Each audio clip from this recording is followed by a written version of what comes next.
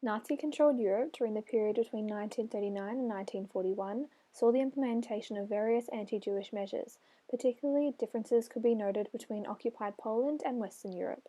Jews faced implications in any region at this time, yet differed depending on certain circumstances.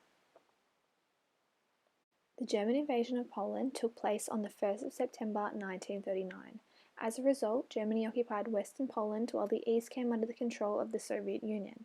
The central objective for invading Poland was to obtain Lebensraum, or living space, for ethnic Germans, overall to Germanize Polish land.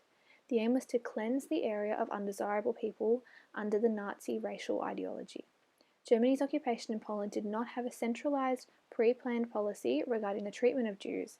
Instead, these evolved once the land was occupied. Jews in occupied Poland, regardless of this, were faced with avid persecution. Hitler was noted to have instructed his generals to develop a brutal attitude to the destruction of Poland. Policy came mainly in the forms of expulsion and ghettoization, including movement controls that limited travel, curfews, mandatory marking in the form of badges, and the utilization of Jews as a workforce, as well as the assembly of Jewish councils occurred at this time, made up of community elders who were held responsible for executing German orders, for instance forming lists of Jews available to work. Finally, ghettos, established to tightly confine and separate Jews from wider society. In Poland, anti-Semitism was widespread. This, along with a direct and heavy military presence, saw policy enacted rapidly, leaving Jews extremely vulnerable. A difference that impacted anti-Jewish policy in Poland compared to Western Europe was the motivation Germans had behind invading. A key motivator was to move German borders eastward into Poland to obtain land, to demographically engineer a cleansed space in the east for ethnic Germans, whereas invading Western Europe had a greater military focus. The need for land there was not as dire, therefore there was less urgency for the expulsion of Jews. In addition, Germany showed more restraint in Western territories, partially because their Jewish populations were regarded as more racially preferable. However, policy was similarly inconsistent and uncoordinated in these regions at this early stage. In countries such as the Netherlands and Belgium, anti-Semitic ideology was less prevalent in society. There was as well a greater resistance to Nazi ideology relative to Poland, leading to less rapid and severe persecution of Jews. Here, German endeavours proceeded, yet for the most part local authorities did not cooperate directly in carrying them out.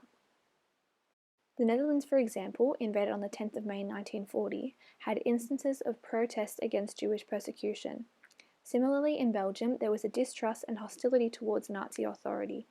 Regardless, Nazi anti-Jewish policies were implemented and Jews living in these regions saw their freedom stripped, through enforced marking, curfews, restrictions from certain professions, and overall abuse, in many aspects quite similar to what occurred in Poland.